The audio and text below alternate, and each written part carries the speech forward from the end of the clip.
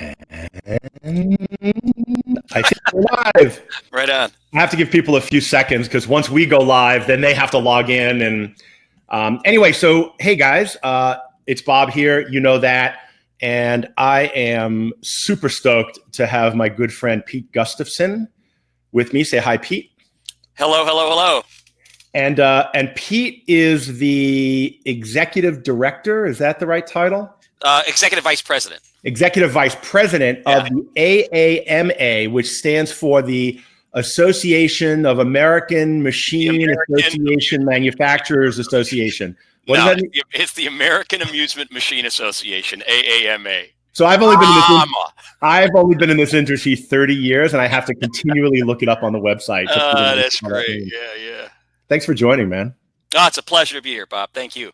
Yeah. So for those of you that have no idea what AAMA is or are like really, coming from the VR space and trying to figure out like what's this location-based entertainment landscape look like, what is the AAMA and why might it be relevant to the location-based virtual reality community? So we've been around for 38 years now, started in 1981. And at the time, it was strictly a manufacturer association. If anyone has been around since that period of time, you know that in '84, the bottom dropped out of the industry when video games started popping up in the home. Consoles started popping up in the home, and it crushed the arcade business. At that point, as I say, it was strictly a manufacturer association. That was 94, not 84. 84, no, it was 84, 1984. Really? Yeah, 1984 when Pac-Man, died, and Sega and the Nintendo system started popping up. Okay, interesting, cool. It was before, that was before my time. That killed the arcade business, but certainly put a hurt to it for the first time. Yeah. And what happened is the association opened up the doors to distributors as well as suppliers.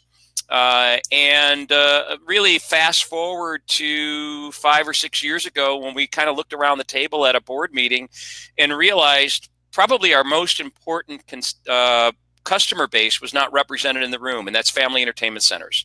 So we've made a real concerted effort to attract the family entertainment center community because they've really matured. They are now a bankable business, whereas before they'd get laughed out of a banker's office when they tried to come in and get a loan. And we can talk more about that as we go into where the industry has come over those 38 years. Yeah, cool. And so let's talk a little bit about the landscape and the ecosystem, because you mentioned like all of these different constituents. And one of the things that I find that I do in my workshops when I'm working with companies that are new to the industry is I paint the ecosystem like up on the wall. I paint, but it'd be kind of cool to do it with paint. But usually with sticky notes, and they're just like, oh my God, I had no idea that it was that complex. And it's actually a fairly complex ecosystem, and I think it's getting more complex. So you've talked about, so far you got manufacturers, distributors, right, suppliers. Right. So that would be folks that sell plush, people that make dollar bill acceptors. They make components and or provide prizes for coin-operated amusement games and the coin-operated amusement locations. Gotcha. And then you've got and what's a distributor? Like in your vernacular, what is a distributor? They're the conduit to the location. So the hierarchy is manufacturers build the games. They sell them to a network of distributors, nationwide network of distributors, really global distributors, who sell them to one of two customers. They sell them to FEC owner-operators, or they sell them to a route operator. A route operator would be somebody who doesn't own the building, but they own the equipment that goes into the building. So that's the distinction between a family entertainment center owner-operator and a route operator. A route operator has 100 locations that they service with 2 or 3 games per location. So think bars and taverns, Walmart vestibules, and so forth. Denny's restaurants where there's a crane and a gumball machine out in front. Yeah. So that's the kind of location a street operator would service. And really the distinction between a family entertainment center owner-operator and a route operator, family entertainment center owner-operators are they're farmers. Okay, they get a plot of land and they got to make that land. They've got to make it work, right? Whereas a route operator is a shepherd. They move to where the business is taking them. They can pick up and go rather easily because they don't have a lot of infrastructure in a location. They got a few games inside of a location. If the location goes south, they have a pretty easy time of going in there, picking it up with a pickup truck and moving on to the next one. Yeah. So that's really the difference between the two, if you would. In addition to that, there's professional service organizations. Okay, so that's the ecosystem. Manufacturer builds the games. We sell to distributors who sell to family entertainment center owner operators and or route operators. Cool. And so I'm going to put up, just for those of you, I'm going to put up an ecosystem map that I've created. I'm going to try to share my screen and just kind of step it, because I think when you layer on the VR community, it actually starts and you start looking at developers versus manufacturers and solution providers and stuff and intellectual property holders. It starts getting like super complex. And I wasn't actually planning on going through this. So, but let me know if you can see this. And so this is kind of an ecosystem map that and I'm going to put this up as I'm going to share this in the chat window. So if you guys want to download this, you guys can all download it. And so, you've got here, so distributors, you've got these, what I would call the guys you just described are the full line distributors, right? Betson, Player One Amusement Group, Moss, etc., Schaefer, not to leave anybody out. And those guys, they represent everything, right? You could outfit your entire family entertainment center or arcade by just going to one of these companies, right? Right, and they do total turnkey solutions. They bring in installers. They'll help you with the layout of the room. They're fairly sophisticated in the services they can provide. Yeah, and then there's like what I would call segment distributors, guys like Creative Works, for example, right? They're taking like Hologate and they're bringing that into the market, right? But they also manufacture and build their own stuff. And so how do you see, like, who else, like, how do you see those guys playing in your industry or your segment? Let's talk about laser tag. Like, where does that fit? So laser tag is an attraction within a current family entertainment center, right? So what I refer to as a family entertainment center is something that's got at least 3 attractions inside the building and has food and beverage as well. So that could be bowling, laser tag, VR, ropes courses, amusement games, bumper cars, go-karts, mini golf, batting cages, on and on and on and on. So there's a whole bunch of stuff that goes into a modern day family entertainment center, and so they're providing a solution to those family entertainment centers through the laser tag build out that they do. So they work with the locations primarily. And, Yeah. and certainly they'd be contracted by a distributor if they're building, if they're offering a turnkey and the location wants a laser tag within the facility, they would be probably contacted a company like the ones you're referring to. Yeah. Yeah. And then kind of up here on the top left, I've got these content developers and technology partners, right? And so like somebody like Raw Thrills, for example, in the quiet space, which partners with Betson. They started out as a content developer. Are they actually a full manufacturer now? Or how do you see them, a company like Raw Thrills, who makes, amazing arcade games, founded by, Eugene Jarvis and George Petro's in there now, and they both work for Midway, and like they go back deep legacy. Where do they fit in this? So, they're certainly an important player in the business, and you mentioned the fact that those guys have created some of the most iconic video games of all time. Defender, right? Hello. Yeah, Defender, and on and on and on. There's so many of them you could name that are just amazing games. They're kind of a modern day content provider in the sense that they develop the content, but they contract manufacture that with somebody else. And I believe Betson is the one that actually provides that solution for manufacturing. They're the ones that take that content and find someone to build it here in the United States. So so somebody like Grand Products or somebody like that in Chicago, right? That's Grand Products, Family Fun Companies up in Wisconsin, and so on. They're Partex, another one. Yeah. And so, and then getting to the operators, you've talked about the FEC operator. And then obviously we have, theme parks and some of the bigger chains like Dave & Buster's and stuff, which are more enterprise size. But then in the VR space, we've got these, what I've called hobbyist arcades. And there are hundreds of them. And the sector continues to grow. And it's people who were so passionate about VR that they went out and bought a bunch of VR sets, and they rented a space in a strip center, and they built an arcade. And it kind of harkens back to the 70s, earliest versions of arcade that, like, when I grew up in Hollywood, Florida, I went to high school, there was an arcade in a strip center around the corner next to a pizza joint. And we would go and hang out there with all my friends, and we'd play Lunar Lander and Pole Position and all those classic games. Do you remember putting your quarter on the machine so you'd be the next player? Yeah, I used to bring a roll. I put the whole roll up, and I'd be like, "Step back, bitch." Yeah, This is mine. Yeah. And so where do they fit? Like, where do you see them in the industry now? Like, historically, where might they have shown up? And how do you see them? How do you see your association possibly supporting them going forward? Oh gosh, that's a good question, Bob. I think where we fit in is more with the full-blown family entertainment center owner-operator, right? Bringing in a myriad of attractions within the space. So what you're referring to is analogous to the escape rooms that pop up in strip centers. I mean, those are ubiquitous throughout the area. I see those on my drive, to and from work in the morning. There's over 3,000 of those in America alone now. Yeah. Yeah, so I mean that's out there, and what I think if you take a step back as to where we are today as an industry versus where we were back in the 80s when this association started, and you're talking, I'll make this a brief kind of snapshot history on what we've done back then, and really up until the advent of the modern day FEC. We were completely dependent on technology for our success.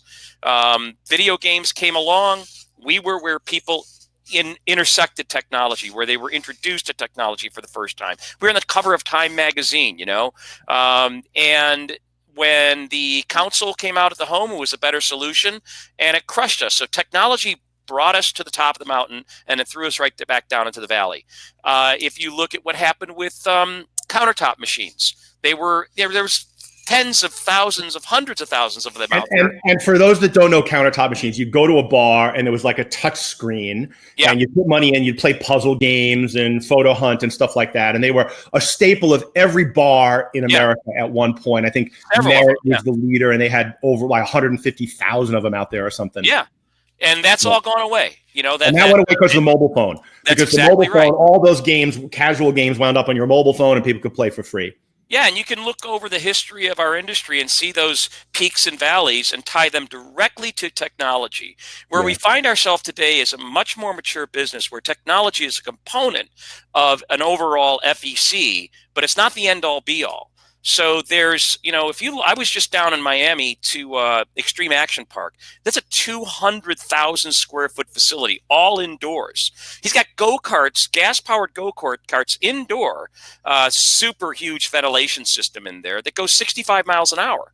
And a ropes course that I would venture to say for you to go from one end of that ropes course to the other, you're going to be up there for a good 40 minutes or more. A trampoline room, a VR. He's got VR in there. He's got a skating room that turns into a nightclub. Yeah, exactly right. Yeah, skating rink. Yeah. So, so that's where we find ourselves today. And I mentioned earlier about how we're now a bankable industry. That's a really important paradigm shift in where we were before.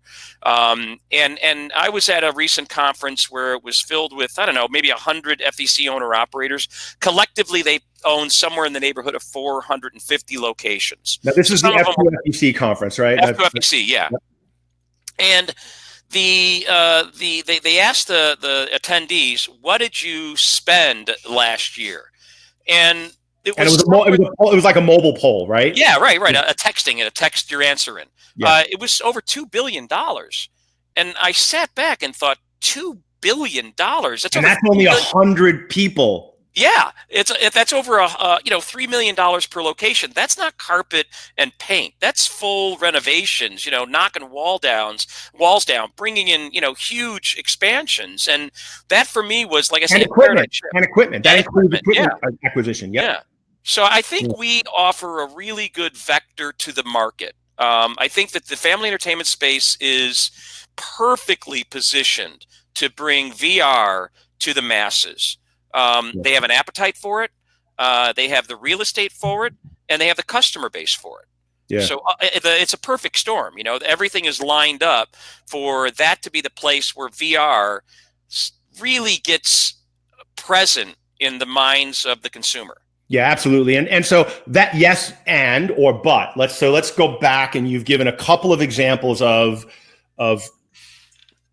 solutions, products that have grown the industry, and then when the consumer market shifts or develops, all of a sudden just undermines and it collapses. So arcade games are a great example. And that happened, and then touchscreen countertop games with mobile games. And so one of the big concerns that I hear from people in the VR space is, okay, we've seen from operators, we've been here before, right? Yeah. We've bought into this technology, these new solutions, only to have the consumer market kind of yank the rug out from under our investment. And I go to street operators, and how many Merit countertop machines do they have lining their shelves of their warehouses now? Yeah. And those are just like turning into boneyards. And so people are concerned about VR, and especially this wave of VR.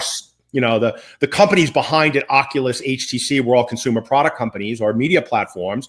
So they, not understanding the history of digital entertainment, where it always starts out of home and moves into the home, and you can go all the way back to film and television and all of it, right? Yeah.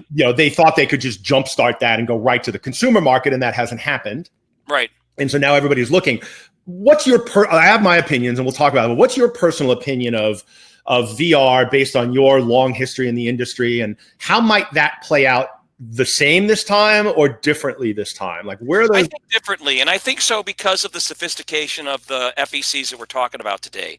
They're not a one-trick pony. There's so much to do inside of a VR, and I think that the consumer is walking into, like a kid in a candy store. It's just flashing lights and things to do everywhere you look. I think VR really fits into that.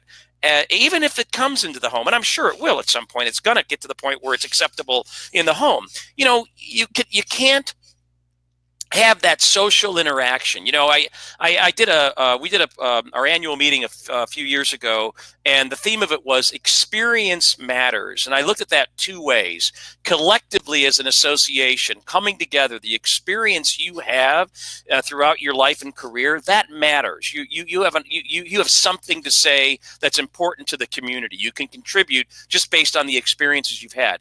Equally, the experience we create matters. And in the speech I gave was that, you might think you make pinball machines. You might think you make video games. You might think you make redemption games and VR games and so forth. No, what you all make are experiences. And as soon as you understand that that's what you're doing, it shifts the way you look at what you're doing, and gives you a much better perspective on the value proposition of what you're doing. It's not just a box in the corner of the room. You're creating an experience that someone's going to have, and it's part of an overall you talk about ecosystem within that space, all of these experiences coming together. And when I talk about the maturation of the business, that's what I'm talking about. They're not dependent on one thing. So VR is a part of a much bigger landscape, right? So it fits in there because it's one more thing on the menu that I can choose to do. When you look at the millennials today, experiences are so important to what they want to do, right? They want to come away with an experience, and I think that having the opportunity to do that with somebody else, which is what we offer, is so much more meaningful and enriching than doing it on your sofa, all by yourself. Even though you're connected through a headset to people all over the world, perhaps there's something about being able to take that headset off at the end of the game and go, "Wow, that was really cool, wasn't it?" Yeah, and I think that one of the things that I've and I'm going to put a link to this in the chat in case anybody wants to read it, is I wrote an article for Replay Magazine called "What is VR Really?" And for me, it's just the next level of display technology, right? It's super immersive. So back, so you were in this. You go back to say we should talk a little bit about your background here, and maybe this can be the segue to that. So, back in the early arcade games, we used CRTs, cathode ray tubes for all the new kids, right? That were like old school TVs. Yeah. And then in the early 90s, it shifted to rear projection, right? Yeah. And for me, that was about deeper immersion. Because now you had a 46-inch screen really close to you, and there was a Namco game, I think it was called Alpine Racer. Right? Sure. Remember that? And you'd get on skis and you'd hold poles and you were slalom skiing with this big 46-inch television in front of you. And it was super immersive. And for me, that was a version of virtual reality in the mid-90s. Like we would call it immersive entertainment, but back then that was the term I was using. And so that was about deeper immersion. And then we went through a cycle where the rear projection all went to LCD screens, right? Right. Which was about solid state, more reliability, right? So we went immersive, reliable, and now I feel like VR is the next display technology that drives immersion to the ultimate level. I completely agree. But the other thing, Bob, within that space, and what we've really found from the amusement side, from the manufacturers that have traditionally been in this business, is they found a better way, right? They found a better way. They found that oh my God, the consumer business is crushing us in the video game business, right? What are we going to do? We got to create something you can't do at home. So what you speak to with the larger displays was scale. Yep. Right, and immersion. So we got shifters on the cars and gas pedals, and you sit down, and maybe a motion based as well. But the other side of that is now probably in terms of the game set of a typical family entertainment center today, 70% or more are redemption or prize merchandising games. You cannot do that at home. Yeah. So these are, Well, you can now. So, and this is something I've been writing about a lot, which is, and I've got a very strong opinion on this that isn't necessarily popular with some of the manufacturing and operator segment, which is that's just gambling for kids, right? They're kiddie casinos. And this is my opinion, not that of the association or anyone else, right? So like this one's me. But what those games are doing is they're preying on the dopamine of little kids, and they're giving them little rubber spider rings. Right. And they're supposed to be skill-based games, and oftentimes they're not. And you guys have done a great job, by the way, of creating this, fair, what is it called? The Fair Play Pledge. Talk about that, and then I'll jump back on my soapbox. So it was not too long ago that people looked at the products we were manufacturing, whether they were cranes or instant merchandising games, and feeling as though those were defrauding the playing public. And that wasn't a feel-good. For us, and that was less in FECs and more in the street operators, right? More the route operators. It's really across the spectrum. Okay. And so we really took a step back and thought about what it is we do, and it wasn't a feel good for anybody in the room. And the fact of the matter is, Bob, we had no drawer statement. That's what our lobbyists referred to it as. We didn't have a drawer statement that we could all pull out and have a uniform voice in response to these attacks by legislators, by the media, by concerned parents and so forth, communities, about the content of our games. And so we came up with a code of conduct that is a requirement of membership within the AAMA that says the games we manufacture, distribute, and operate will give every player an opportunity for a successful outcome with every single play that they attempt. Are they going to win every time? No, some guys are better at something than others, but the opportunity exists. So, the basketball will always fit through the hoop. The easiest way I can describe it is that the basketball will always fit through the hoop. Yeah. The hoop might be moving, and you've seen basketball games where they move and so forth, but the opportunity to put the ball in the hole will always be there. Yeah.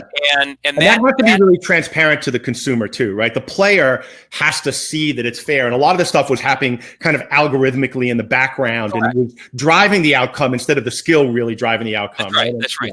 They were somewhat predetermined outcomes. And we've gotten completely away from that certainly as an association, and a desire, and that's really helped us out since we adopted that. There's been several instances where the content of our products have been challenged, and we have, really asserted ourselves in saying, hold on a minute, that might be happening, but it's not happening with people within our space, within our association, who ascribe to these. Here's what we ascribe to, and here's who we are. We have to comply with this code of conduct in order to be a member of AAMA. So it's helped us out. And on one hand, I've kind of mocked the fact that you actually had to do that, because there was something about the fact that an association needs to create those rules that, and I think in any industry, people just get caught up in making a profit, right? And that's something that all businesses or industries struggle with. And so to get back to the consumer gaming industry, there's this thing called loot boxes, and I'm not sure how familiar you are with that, but in this, because the video game industry on the home side has gone to free to play, right? So now you play for free, and publishers have had to figure out how to monetize those games so they can make money to develop them. And Fortnite's a great example. I think last year was averaging $400 million worth of revenue for a free-to-play game a month. Sorry, $400 million a month. It did $3 billion in revenue last year, one game. And so they do that by convincing people to buy skins or buy things that make you perform better so you can progress faster through the game. And it started out in mobile games like Candy Crush, and games like that would allow you to, like Farmville, where you could accelerate your progress by spending money. And then what happened is some publishers got carried away with that, and they created these things called loot boxes. And loot boxes are kind of like, you buy it and you might get something valuable in it. It's like the definition of gambling. And these are kids' games. And now Congress is looking at it, and they're talking about legislating it. And once it gets banned, which it will, it has to, some of the publishers are all going to have to shift again. And I actually see that's a form of redemption. And it's actually happening now in the consumer space. And I've predicted in writing that the redemption market in 5 or 10 years is going to be gone, because millennials don't gamble. Like the Vegas market is collapsing, and you're seeing they don't do slot machines, they don't do poker machines, and the casinos are trying to figure out what to do about that. And when they have kids and they start taking them to family entertainment centers, the last thing they're going to want to do is subject their kids to something that seems like gambling, even if it's got a skill wrapper around it. And so I've been urging the industry to get ahead of that and start to think about, how do you replace redemption, which you've said is 70% of the typical FEC floor, with what's next. And hopefully these more immersive social things that are based on VR, AR, emerging technology are going to be a piece of that. All right, I'm getting off my soapbox, sorry. Yeah. I don't share your doom and gloom about redemption equipment. I think that these are Rube Goldberg puzzles often. It's like, oh my God, that's so creative and so cool. There's a puzzle to it that you're trying to figure out and master. And I think also with regards, certainly with arcade sports games, skee ball, I don't think is ever going to go away. I think basketball games. That's a pure skill-based competitive game, right? I mean, that gets to that inherent competitiveness. But, a game like Big Bass Wheel, sorry, not to throw a member under the bus. Yeah. But it even looks like a slot machine. Fuck, right? Well, I know you can't comment on that one, Pete. Sorry to make you squirm a little bit. He's like, look at him. He's like, oh, don't go there. Well, it is a skill-based game. And I've watched people, and it's really interesting. So the other side of that is what Nick DiMatteo from Dave & Buster's, right? Games director at Dave & Buster's. He and I were at Amusement Expo in Vegas, and we were having a conversation about this very game. And the guys from Team Play had a new redemption game, and I was giving him it looked like kind of like a pachinko game, right? Where there was a ball and you had to like work its way down into a slot. And I was telling him, I was like, there's no way this is a skill-based game. Huh? Fishbowl, yeah. And I said, there's no way you can convince me this is a skill-based game. And he hit the fucking jackpot 5 times in a row. And I'm like, I'm wrong. You got it. And he was like, I was like, how the hell did you do this? He's like, it's what I do. And so, but my concern is to the uninitiated, that's not what it looks like. And I think what we have to do as an industry is we have to bring skill more to the front, skee ball, basketball toss, etc., versus some of these games that to the uninitiated are going to look like not skill-based games. And I think that there's a whole generation that might look at those and go, no, thank you. And so, Well, we are an adaptable business. I will tell you that. We will follow the trends and find solutions to it. I mean, yeah. that's been the nature of this business for as long as I've been in it, and I'm sure before that. And we're a really creative community. So there's going to be things changing. We're going to have to adapt and change with So the let's time. talk about that. So what's the biggest thing that you've seen change? So how long have you been in the business, and let's a little bit of background. Like, where'd you start, and what have you done in your career that led you to this started in position? August 4th, 1980 at Wow. Valley Pinball. It was a 120,000 square foot factory with 1,600 employees putting out anywhere up to 600 pinball machines a day. And I thought I started at GM. And at that point is when TV games were starting to come onto the scene. Of course, video games, right? And they just dominated the market. And pinballs were almost, put into extinction. So this is back in the analog. This is even before the digital pinballs hit, then, right? No, digital had hit. Digital had hit. Okay. Certainly, that was right at the time digital had made the transition completely over from the analog. And in fact, when I was hired as a field service technician, and I would teach 5-day service schools on how to fix digital pinball machines. So, we'd get groups of people together for 5 days of seminars on teaching, how to fix pinball machines. It was a great time to be in the business. The pinball business was great, and then it wasn't. Yeah. Made the transition. And now it's coming back again. Yeah. I told Gary Stern, who's for a time there for several years, he was the only pinball manufacturer left in the world. And I told Gary that when you have competition, you'll know the business is safe. I'm happy to say he's got some very high quality competition. Yeah. Because pinball to me is one of 4 things that's intrinsically American. It is pinball, bourbon, baseball, and blues. That's my list of 4. 1 P and 3 Bs. Yeah. Awesome. Yeah. Through the years, I went from really in the manufacturer space. I was in up until recently. My last position before I took on this role was head of Sega North America. Well, Sega for the Americas. So my domain went from Hudson Bay all the way down to the tip of Argentina for the Sega amusement side. And I'd been involved with this association prior to that for probably 10 or 12 years, served as the volunteer president. And, when they started talking to me about taking this position, I kind of scoff it off saying that I'm a manufacturer, that's what I do. But I realized 2 things. What we talked about earlier about Raw Thrills was true of Sega as well. We're not manufacturing stuff for the most part. We're having that manufactured someplace else as contract manufacturers. And we bring those games in. Bob, are you still with me?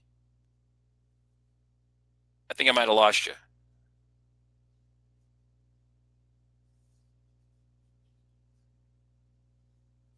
Yeah, he's frozen. Yeah. He may end up having to reset. Let me send a message to him. Oh, yep, he just did.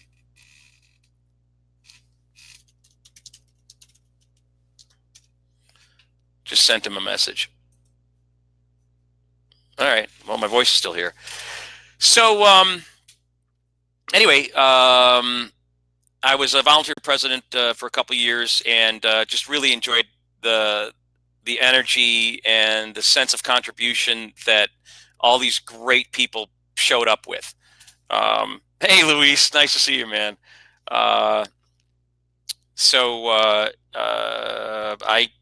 guess Bob is going to have to reset this chat so we can get this going again. I'll go ahead and send him a text.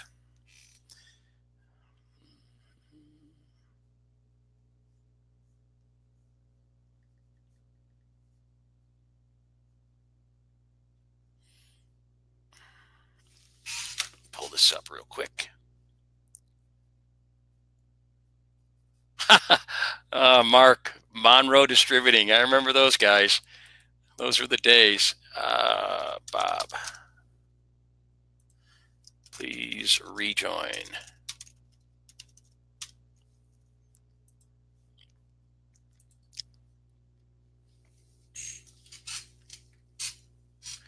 So that's a good point. I just was asked to talk about the gala. Coming up in September, we have our annual gala, which is a week-long get-together for members to both talk about the business of the association, and probably the biggest valuable thing is the networking that takes place. Hold on, here's Bob right now. Mr. Cooney, you lost the internet. All right, Bob is...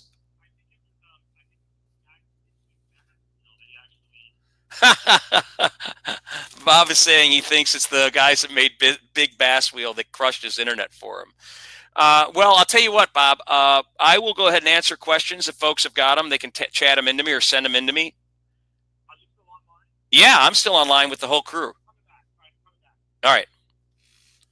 He says he's coming back. So the gala.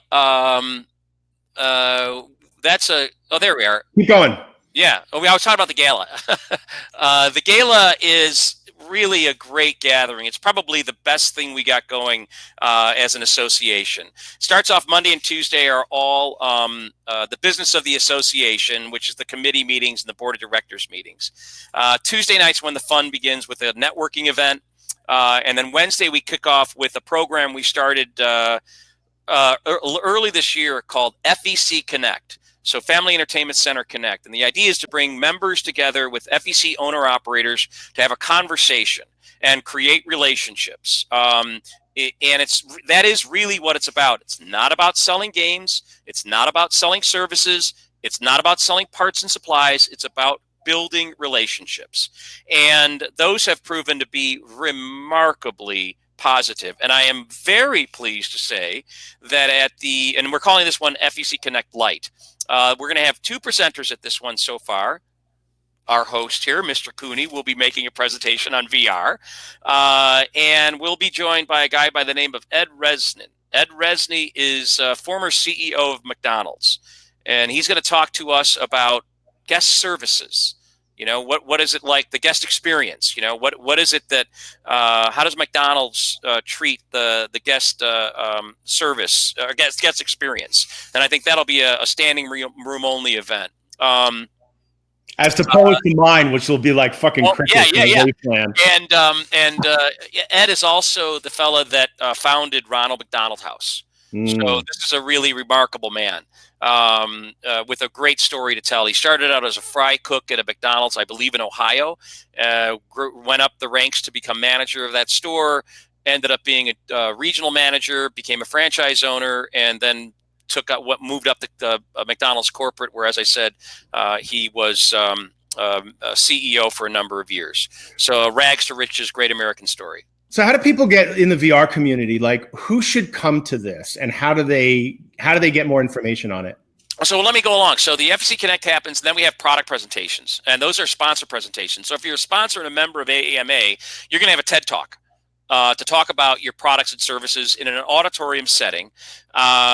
We have a welcome dinner Wednesday night, more product presentations on Thursday, government relations luncheon, which is, you know, what's going on in at the macro in DC right now, as well as what's going on at the micro as it affects our industry, presented by one of our lobbyists, which happens to be Dentons. This is a little factoid not too many people realize. Dentons is the largest law firm in the world, and we happen to have them as our lobbying firm. So that's that they got over 9,000 lawyers working for them in 174 offices in 56 countries around the globe. So They are big, and that's really a nice feather in our cap that a little association like ours has that kind of clout in Washington with our lobbying agency. So and that's something that I know I've seen, because John Schultz and I were friends, and I'd watch you guys like bring constituents from the industry and go into the halls of Congress and the House of Representatives and actually meet with politicians about driving agenda and absolutely. We do that 3 times a year, a minimum of 3 times a year. We make our trips to DC, and we don't take many more than 8 or 10 people. We don't do these annual giant fly-ins where 200-300 people storm the Hill and, you know, they hit countless offices. We're much more strategic. We make sure that the people attending will meet with their congressional office and their Senate offices, and because that lands more with the legislator. Like, okay, here's a constituent. I really do care what he has to say. Yeah. And oftentimes, Bob, what we talk about is we go there with no ask. We don't have anything that's we're needing at the moment, and in those instances, we talk to them about who we are, and more importantly, who we're not. We talked earlier about the home video systems, right? And they still there are many legislators who still lump us in with violent video games and adult content in video games. And the fact of the matter is, we have to be mom approved. We can't operate in a bedroom or in a basement out of the line of sight of mom. We're in the public space. And so as a result, the content of our game is pretty G-rated. If it weren't, people wouldn't be going to Chuck E. Cheese. They wouldn't be going to Dave & Buster's. They wouldn't allow their kids to do those things anyway. Yeah. So we want to send that message. And we also want to send the message that we're primarily small businesses. And we are ubiquitous throughout the United States. I defy you to find a community in the United States where there isn't something you can put a coin into and get something out of it, whether it's entertainment or a candy bar or a gumball, right? So we're present everywhere, and we occur mostly as a faceless industry. You know, when you're in that Walmart, you assume that game is owned by Walmart. Well, it's not. It's owned by a small guy who pays taxes, employs people, supports the Little League team in his community, on and on and on. And small business is a touchstone for legislators. They love small business. By the way, we manufacture here in the United States. Oh, you do. We certainly do. And we export. Oh, you do. Those are all really strong messages to send to Congress. So, yeah, we do it 3 times a year. And I think the small business thing really resonates because, I like almost everybody in the VR, location-based VR, these are all like pure, true entrepreneurial startups. And, I got that. Guys that have gotten money from mom and dad or friends and family or whatever, or their own savings account to build their product. And so I think there's a real commonality there. Yeah, I don't disagree. Moving forward, we're going to have a keynote speaker. The one we've picked this year is Howard Kahn. He is in the VC business, works very closely with the water park industry, knows our industry very well, having grown up in it. And before he joined his current organization, he was a principal at Madison Square Garden.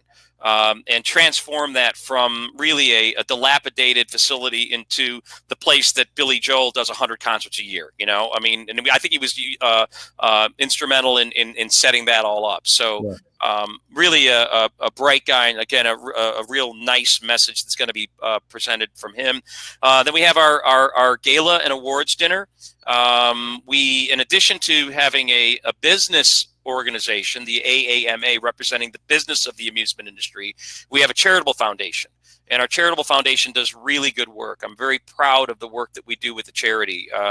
We primarily donate.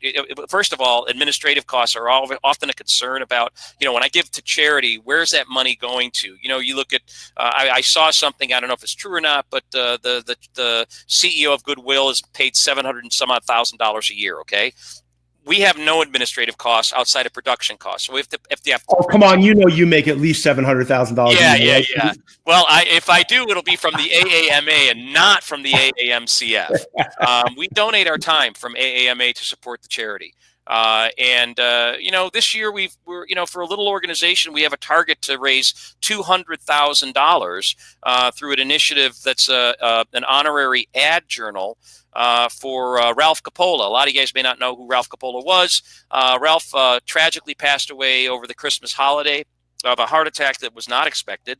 And he is the founder of ICE, Innovative Concepts in Entertainment. And there's not a FEC you can go into on the planet that doesn't have it doesn't have 20-30% of the games in there are ICE products. He's made a remarkable impact on the business, and we're honoring him with our Lifetime Achievement Award. And part of that honor is a souvenir ad journal where people can take ads out, in honor of Ralph. The proceeds from that, outside of production costs, which are minimal, will all be donated to charities. And the charities we work with go to the people that support us. So we go to families with children in need, children with cancer, children with physical disabilities, children that are affected by disasters. So we really target our charities, our charity work to the exact same people that support our industry. Yeah. So how do people get involved? So who should be involved in the AAMA, and how do they within the VR community, and how do they get involved? Like, what are the different opportunities? Okay, so you need to join the association. The membership fees are $9.95 a year. That allows you access to our annual meeting. It allows you access to our FEC Connect program, which is a pop-up that we are strategically picking locations around the country to show up and for a day bring people together in a member FEC, give them a tour, have a presentation by somebody who's got something to say, like a Bob Cooney, and talk about the association, and more than that, create relationships. And we do that by posing tabletop questions and giving that tabletop an opportunity to speak amongst themselves, and then have a representative stand up and say, this is the solution we came up with that problem. Things like, what keeps you up at night? How are you utilizing social media? How are you finding employees? What do you think about the Fight for 15, and so on and so forth. So that's a really cool program we've got going. Another one we have is called the Location Trade Show program.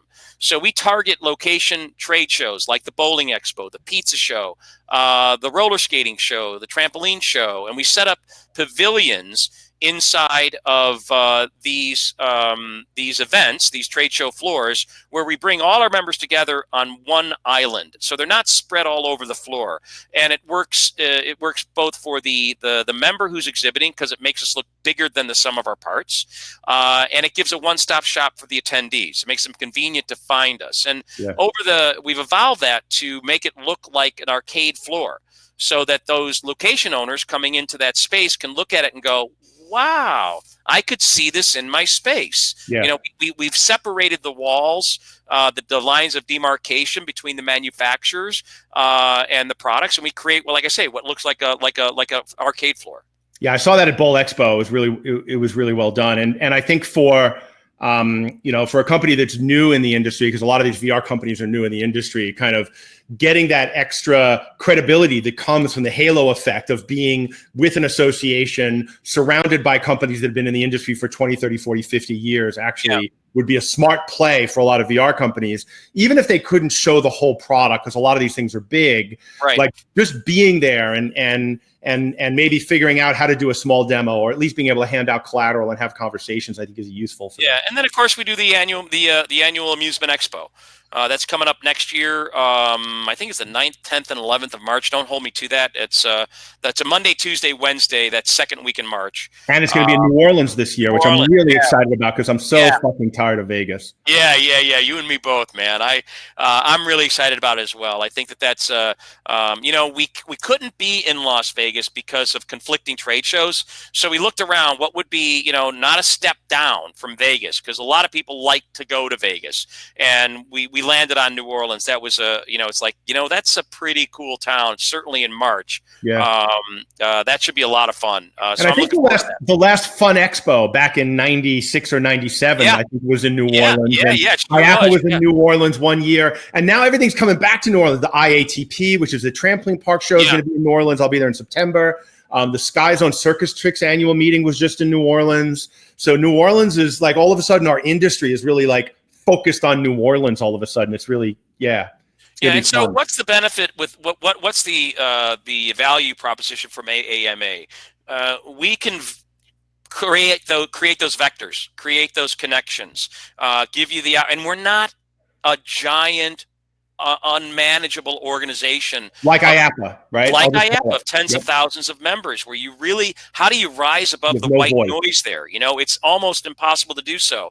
Here you can really create relationships that are beneficial to your business. There's no question about it, and they're key players. These are organizations that have been around for a lot of years, that are well known and respected in the industry, and we continue to engage the family entertainment center space, which I think is such an important landing spot for the VR opportunity. And I think the other thing that a lot of VR solution providers, they come to me and they're like, I need distribution, and that can mean different things to different companies. But if you're thinking about working with companies like Betson, Player One, Schaefer, Moss, Dave Goldfarb's company, like Primetime Amusements, etc. You want to talk to Kevin Backus from Dave & Buster's. You want to talk to the folks at Main Event. You have to be at this. This is the place where those conversations happen, leading to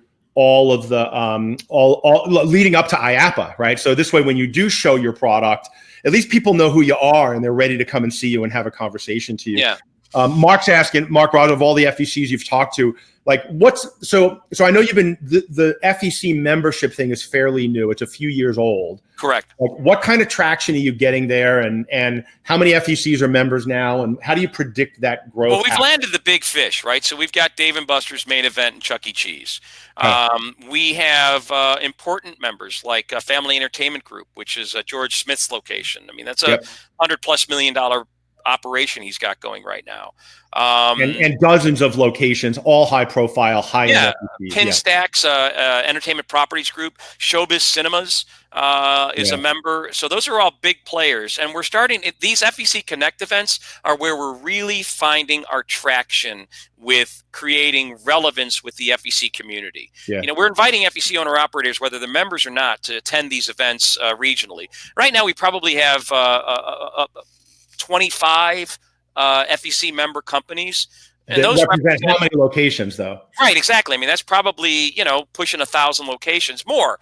Chuck E. Cheese has 600 locations. Dave & Buster's has 120 locations. Main Event has, 30, 40 locations and growing on a daily basis. And there are opportunities to sponsor. And so how can a manufacturer, in your vernacular, somebody I call a solution provider, come and participate in those events? To do they just show up? They become a member, and then what? What are the different? So as a member, you are allowed access to the annual meeting. Let's talk about the annual meeting.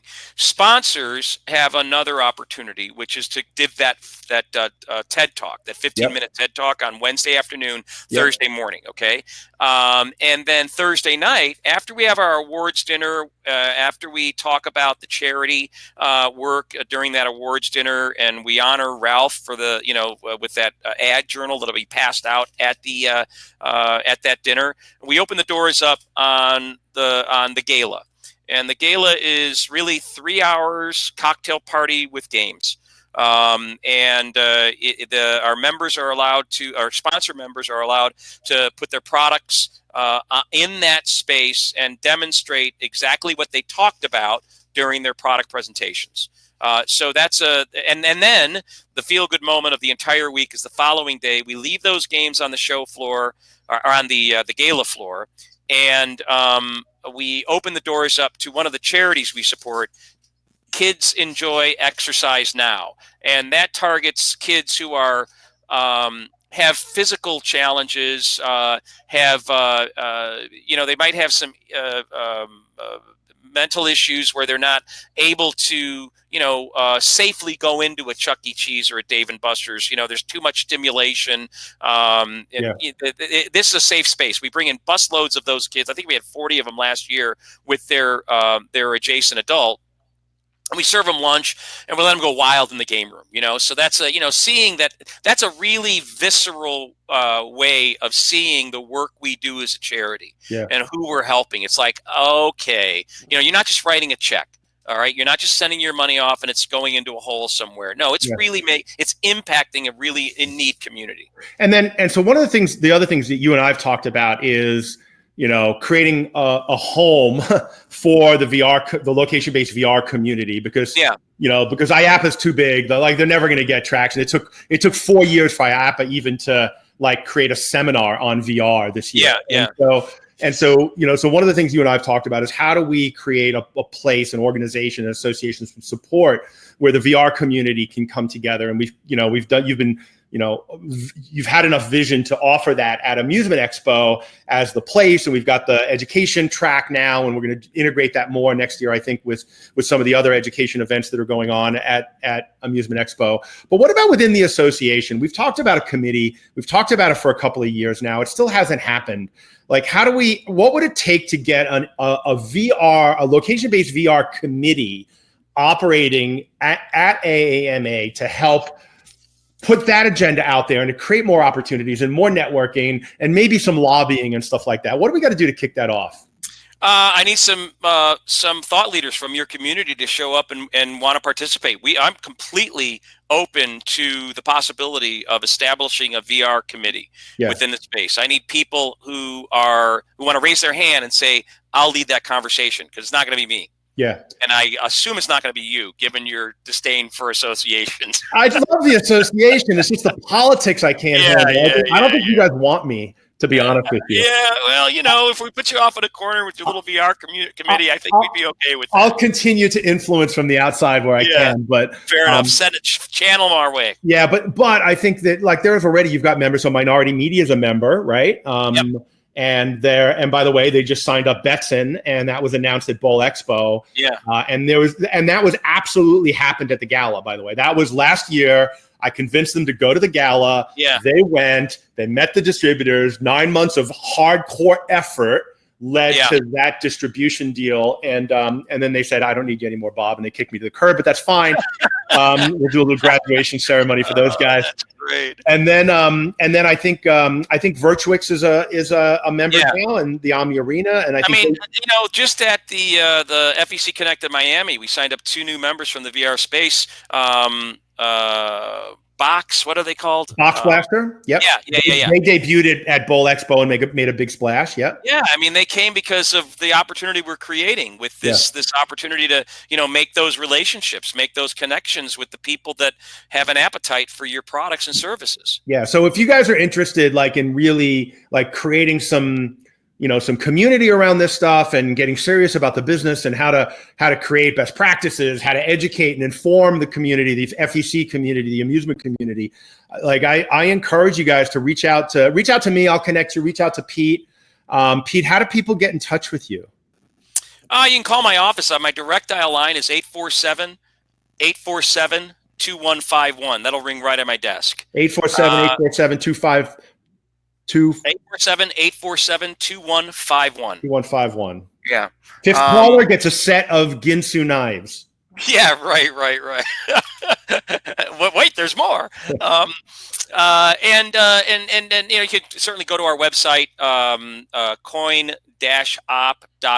And in the chat right now, under the AAMA link, that'll take you to the website, and that'll kind of give you more background. And there's a membership application. And look, for $1,000 a year, that's a no-brainer to me in my book. If you're not willing to spend $1,000 a year to be a part of the association, to be a part of the industry, to help drive awareness and education and information and network with the people who are serious, because one of the things you'll find is serious people like to meet with serious people, and the association members are the people who drive the industry. Absolutely, that's been my experience. And Bob, I will share this with you, and it's something that I've observed over the past 10 years. There's been a shift in the dynamics and the makeup of this association in a big way.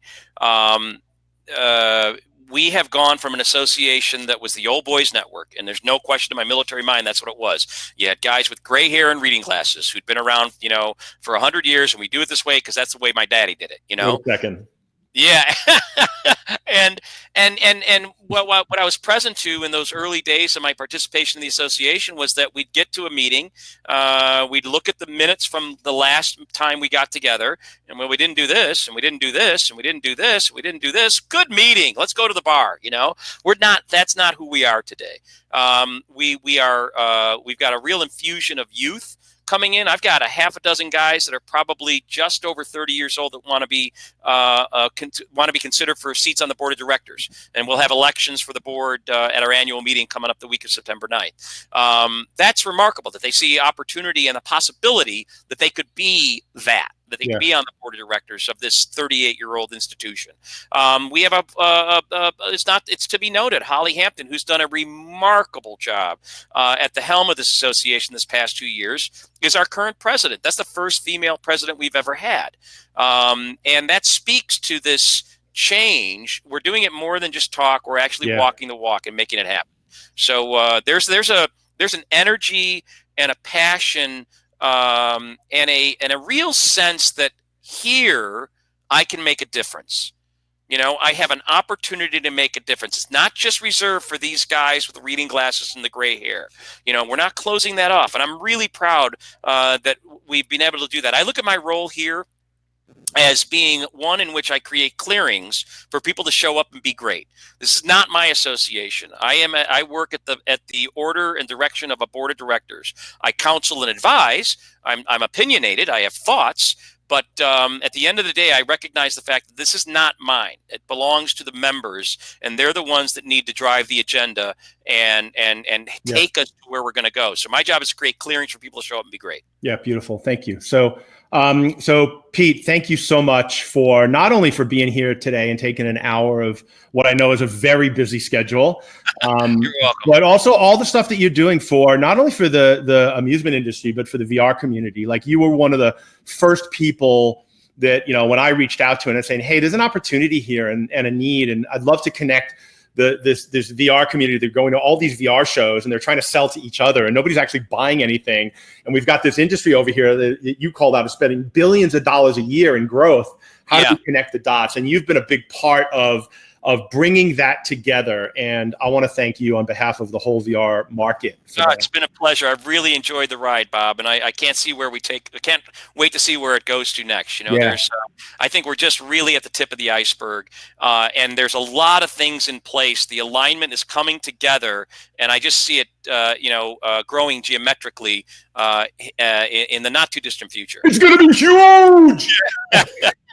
So, all right. So I'll see you in Chicago. I'll see hopefully all of you in Chicago. Check out the website, coin-op.org. Drop me a message at vrbob at bobcooney.com. You've got Pete's phone number. There's no excuse for you not to get involved. So I love you, Pete. I love everything you do. Say hi to Tina and the whole team. And we'll see you all next week.